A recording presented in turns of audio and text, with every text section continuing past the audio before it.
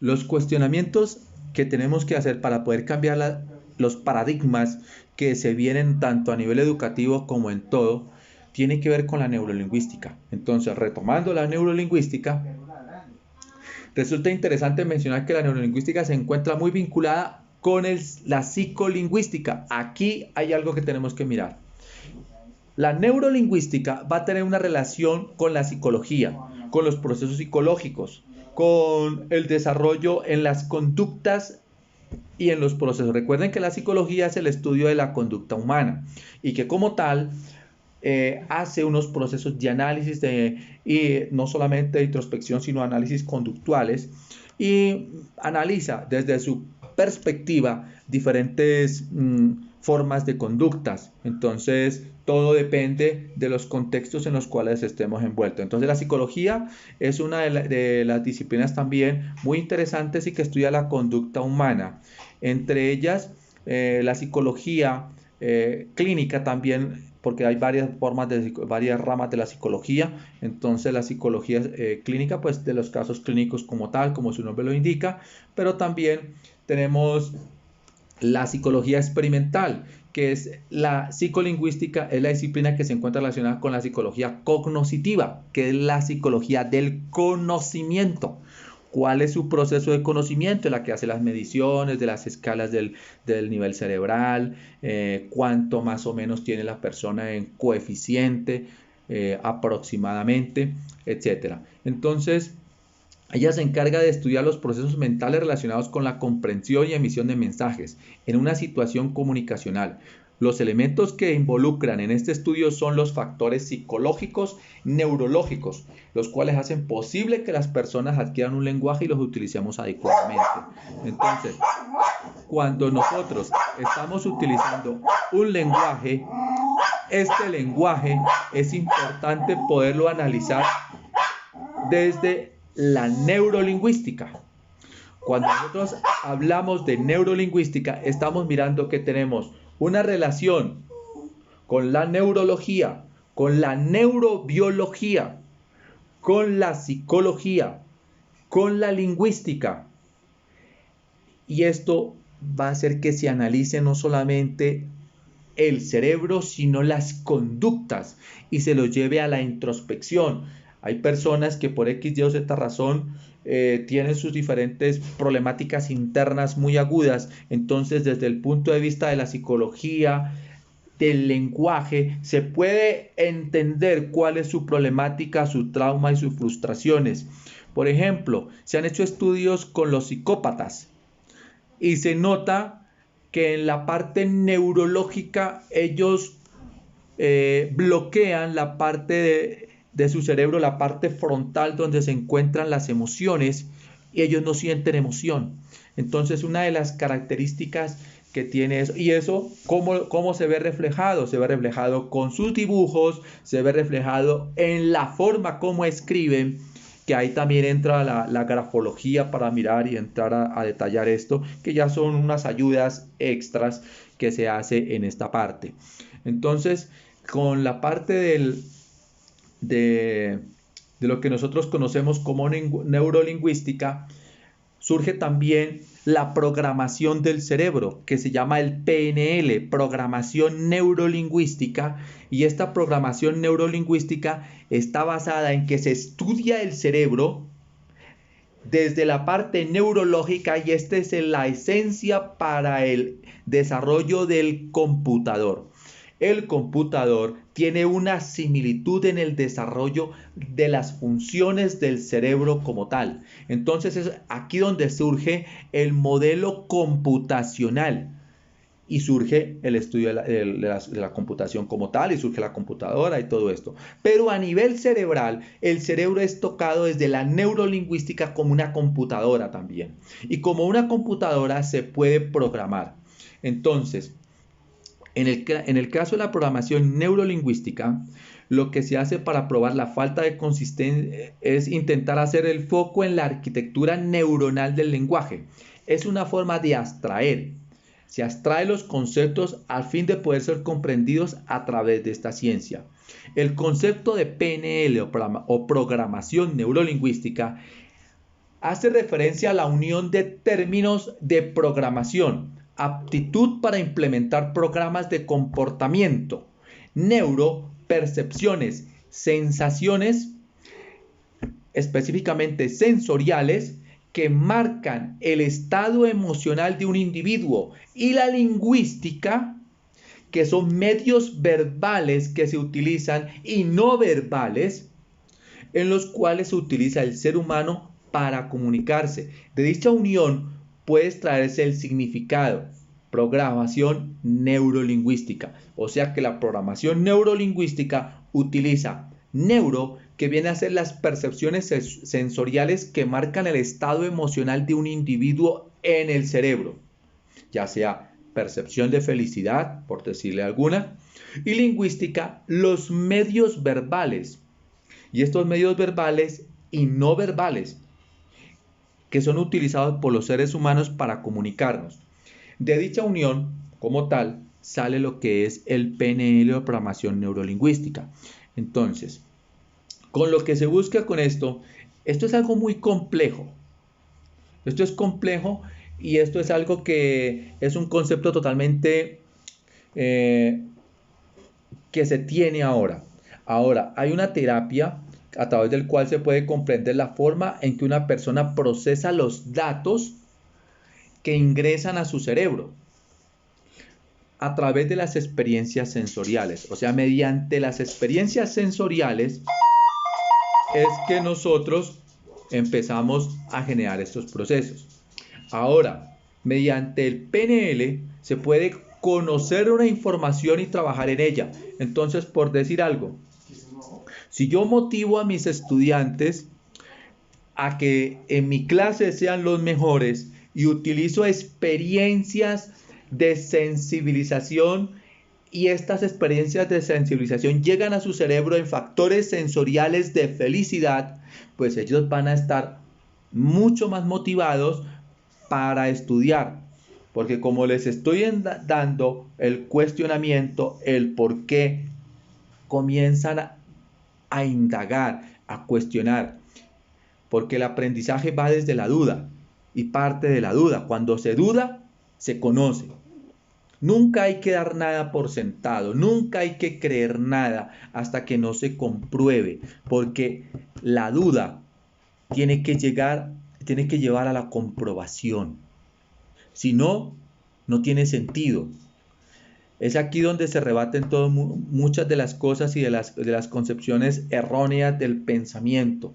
Entonces, nosotros hemos estado educados en una cultura de violencia y pensamos que la violencia es la forma correcta, o que el negativismo es la forma correcta, o que la pobreza es la forma correcta. Entonces, o pensamos que ser humilde es ser pobre. Son muchas cuestiones que tenemos, que hay conductas lingüísticas erradas, y por ende hay conductas también erradas en todo esto. Por eso, en el marco de la neurolingüística, lo que se busca prácticamente es generar todo un proceso de cambio en las transformaciones. Entonces yo los invito a que no crean, duden.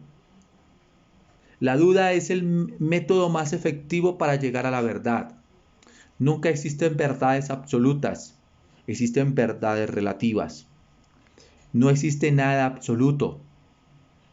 Así como no existe ni la vida ni la muerte, ni lo frío ni lo caliente. La muerte no existe y la vida tampoco. Entonces es una de las cuestiones que usted tiene que empezar a cuestionarse. Si la vida no existe y la muerte tampoco, entonces ¿quién soy yo y cómo es que existe? Existe solamente el irse haciendo, no existe ni lo caliente ni lo frío. Existe el irse enfriando y el irse calentando, el ir naciendo y el ir muriendo, más no la vida ni la muerte, porque no son absolutas, son relativas.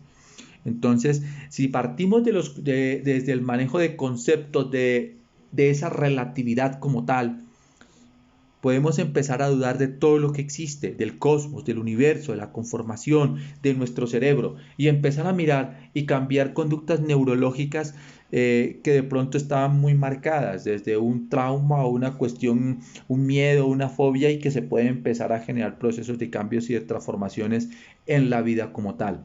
Entonces, neurolingüística, va mucho más allá. Es algo que es una tendencia en este momento. Y ahora, con lo que se ha descubierto de lo cuántico, la neurolingüística está tomando mayor fuerza en todos los aspectos. ¿Por qué? Porque estos cambios están haciendo que se genere un avance en los aspectos tanto neurológicos como sociales. Entonces, la neurolingüística fusiona las neurociencias como tal, específicamente la biología y la neurología, con la lingüística, la psicología, y esto es un proceso como tal. Cuando nosotros, por eso es que no podemos dejar que nos marquen los medios de comunicación, porque es que los medios de comunicación nos programan. Un ejemplo que pasó en Colombia, por allá cuando era candidato Uribe. RCN sacó el logotipo, en un cubito daba la vuelta y se quedaba cuando Uribe estaba de candidato colocándose la mano aquí. Esa es una forma de empezar a generar una programación. Entonces no podemos nosotros dejar que detrás de los mensajes publicitarios a nosotros nos trabajen la conducta. Eso es lo que está pasando y eso es lo que tenemos que analizar. Los comerciales de televisión, ellos lo que hacen es eso. Cogen y comienzan a colocar en sus horarios de mejor rating los comerciales. Y estos comerciales, por ejemplo, FAB coloca su producto y supuestamente es el mejor y todas estas cosas, pero sencillamente son estrategias publicitarias que crean la necesidad. La estrategia publicitaria lleva implícito un mensaje y ese mensaje está estructurado lingüísticamente y fuera de su estructura lingüística como tal y su significado y significante tiene una intencionalidad. Y esa intencionalidad está disfrazada en un manejo de la conducta para poder de que las personas o la masa compre el producto. ¿Cómo lo hacen? A través de la neurolingüística. Entonces utilizan, como el ser humano, nosotros somos pasionales. Tenemos, recuerden que el cerebro evolucionó de adentro hacia afuera. La primera etapa del desarrollo cerebral es el cerebro de reptil, responsable de la agresividad y el ataque. Entonces, cuando usted lo llevan a un ejército regular o irregular, a usted lo trabajan. Entonces, porque a usted le entregan un arma y usted no es capaz de actuar. Pero si es trabajado, es capaz de actuar con el arma. Entonces, todos los ejércitos, tanto legales como ilegales, trabajan eso.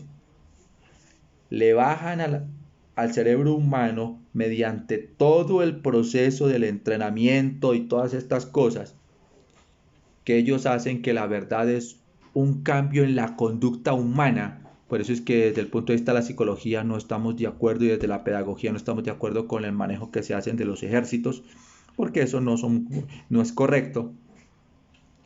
Se trabaja la parte animalesca, la parte de reptil.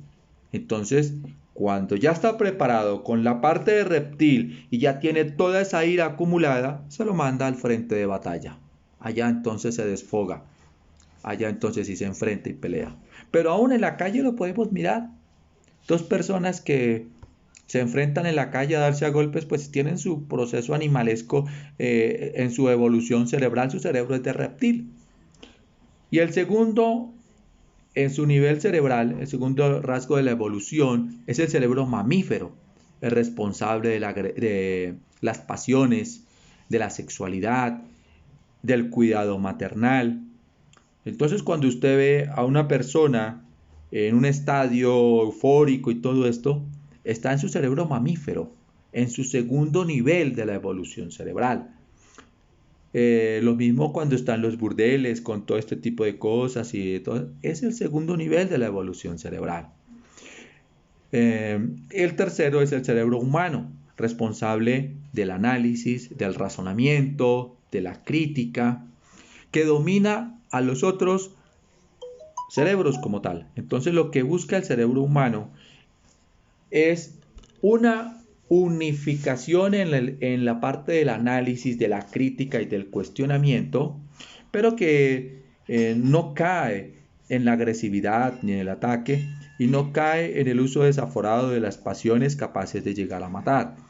Esa es la cuestión. Entonces, cuando los medios, y por eso critico los medios, y por eso les digo a mis estudiantes que sepan lo que ven. Si solamente está viendo narconovelas y está viendo películas de guerra y violencia, pues eso es lo que estás metiendo en tu cerebro. Y eso es lo que le estás metiendo a tu hijo, y tu hijo va a ser agresivo y después en el colegio va a ser igual y te vas a preguntar el por qué. Entonces ya hay una programación neurolingüística que le estás haciendo a tu hijo. Entonces tienes que mirar que tú no puedes programarte de esa manera. Programa tu cerebro para cosas mucho mejores. Cosas que en realidad te vayan a enriquecer y que te lleven a lo más alto, como lo decía Sócrates. Sócrates por eso decía, conócete a ti mismo y conocerás el universo. Conoce tu cerebro y conócete a ti con tus conductas para que empieces a conocer el universo. Entonces, aquí es donde nosotros miramos que la neurolingüística es eso. Ustedes de pronto han mirado en las noticias los famosos kamikazes de por allá de Oriente, que ellos se colocan bombas en el cuerpo y salen a matar y matarse gente. Entonces, pues, dice, pero ¿cómo un ser humano es capaz de hacer eso? Le hacen una programación neurolingüística, lo que se conoce como lavado de cerebro. Esos son los lavados de cerebro. A nosotros nos han lavado el cerebro para ser consumidores compulsivos. ¿Quién lo hace? Los grandes capitalistas y los grandes banqueros. Nos han lavado el cerebro para mirar lo superficial, lo superfluo. La esencia no, sino la apariencia. Entonces esa apariencia es la que a nosotros nos llega. Y como esa apariencia viene desde la época primitiva, entonces está implícita.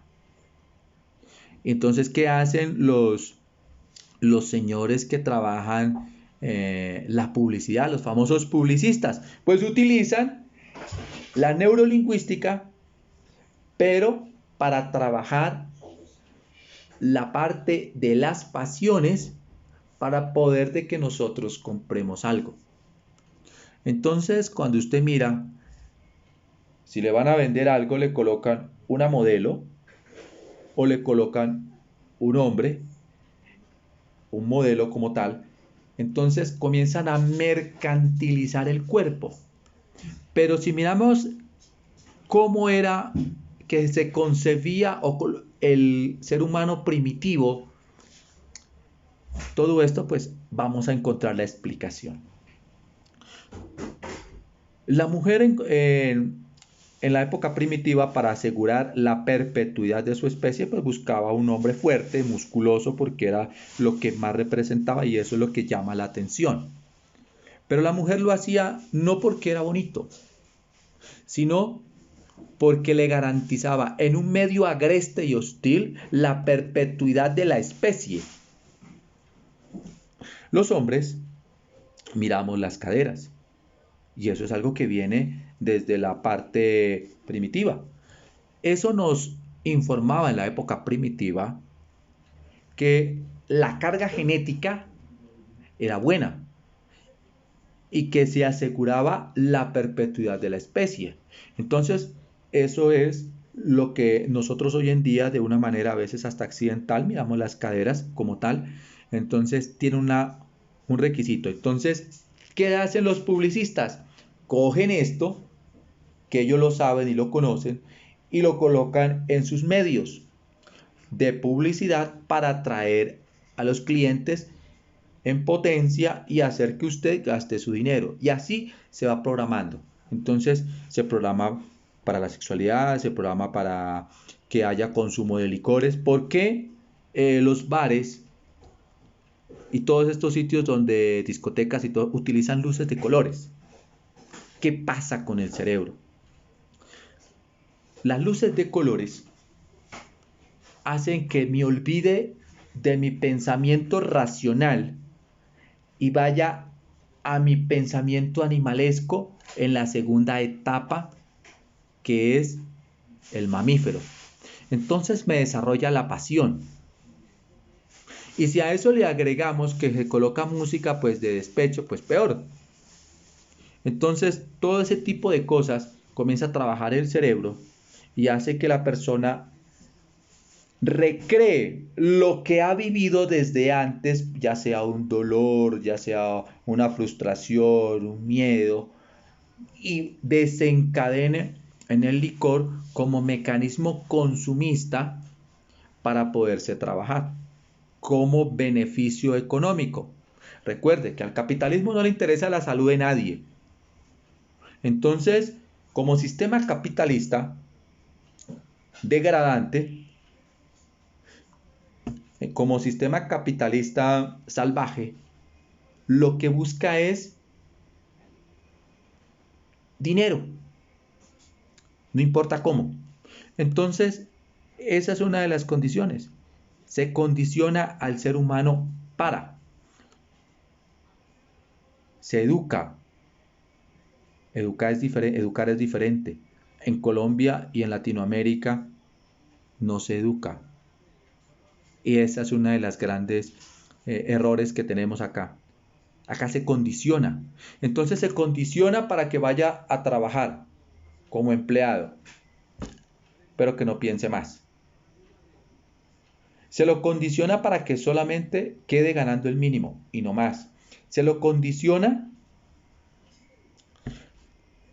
para que piense que la vida es tan superficial que solamente iba inmerso en el licor, en las pasiones, en los vicios, haciéndole creer una aparente felicidad. Y los que no están en ese grupo, entonces los llevan con la moda. Entonces se vuelven esclavos de la moda.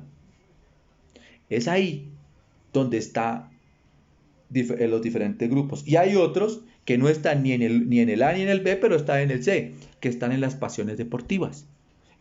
Y otros que no están en esas, están en las pasiones políticas. Entonces, para todo existe, divide y reinarás. ¿Y quiénes son los que están reinando? Pues el capitalismo como tal, los grandes banqueros. ¿Cómo están haciendo todo esto? Lo están haciendo con pura programación neurolingüística. Entonces, cuando hablamos nosotros de la neurolingüística, cuestionamos todo. Si desde la lingüística se cuestiona todo, desde la neurolingüística se cuestiona con mucha más profundidad. Entonces, el llamado, mi querido estudiante, es que usted desde ahora comience a borrar todas esas conductas que a usted no lo dejaban ver las cosas como eran. A partir de hoy, usted comience a analizar quién es usted, qué programación negativa ha tenido en su vida y comience a cambiarla. Si ha estado dedicado a las drogas, a cualquier tipo de vicios, usted puede salir de ese esquema. Recuerde no llevar las cosas con fanatismo. El fanatismo no conduce a nada bueno, ya sea religioso, político, de cualquier índole, no es bueno. Entonces, el fanatismo va en contravía de todo lo que tiene que ver con el pensamiento crítico, o sea, con el cerebro humano. Cuando usted se vuelve fanático de algo, ya no es racional. Eso es como la persona que dice que es sencilla. En el momento que dice que es sencilla, ya no lo es. Así es el pensamiento humano. Claro que todo hay que cuestionarlo, todo hay que criticarlo, todo hay que colocarle el dedo en la llaga y todo hay que buscarle el porqué de las cosas. Todo tiene una razón de ser. El cerebro, ¿por qué funciona así? Porque yo tengo entonces ahora que cambiar mi programación mental.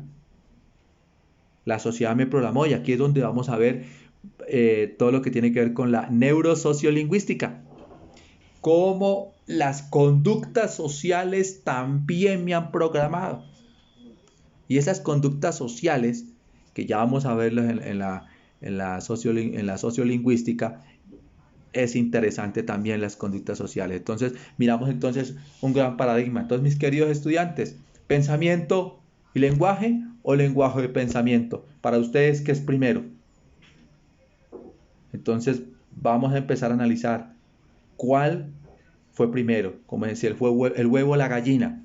O fue primero el pensamiento o fue primero el lenguaje. ¿Cuál de los dos? Entonces, ahora que miremos en el siguiente video todo lo que tiene que ver con la sociolingüística, las conductas sociales, el análisis lingüístico de la sociedad, el por qué tiene que ver no solamente la sociolingüística con la antropología lingüística, porque también tenemos que analizar eso. La antropología es el estudio del hombre desde todas sus percepciones, desde la parte de sus restos fósiles hasta la manera que tiene que ver con su conducta como tal. Entonces la antropología también es compleja, es un campo muy amplio y va a fundamentar también lo que tiene que ver con la lingüística y con la neurolingüística porque influye las conductas sociales en las conductas humanas. Entonces no es lo mismo la conducta del pueblo colombiano a la conducta del pueblo ecuatoriano o venezolano y eso que somos vecinos. Ahora, a comparación de la conducta japonesa, pues lógicamente que hay unas variantes muy grandes y esto lo va a estudiar la sociolingüística desde la manera de la concepción del lenguaje, la concepción de su pensamiento, de su cultura y cómo antropológicamente también ha habido hechos antropológicos que han influenciado en estos paradigmas de pensamiento. Entonces, mis queridos estudiantes, las cosas no son como pensamos que son, los sentidos nos engañan, la belleza y la fealdad no existen, la vida y la muerte tampoco existen, ni lo frío ni lo caliente existe. Entonces, cuestiónese, ¿usted existe? Y si existe usted, ¿cómo existe y para qué existe? ¿Qué es la vida? ¿Dónde estoy? ¿Qué hago? ¿Será que esto es una simple realidad, aparente e ilusoria, o es una realidad como tal? Y los dejo con los nuevos descubrimientos.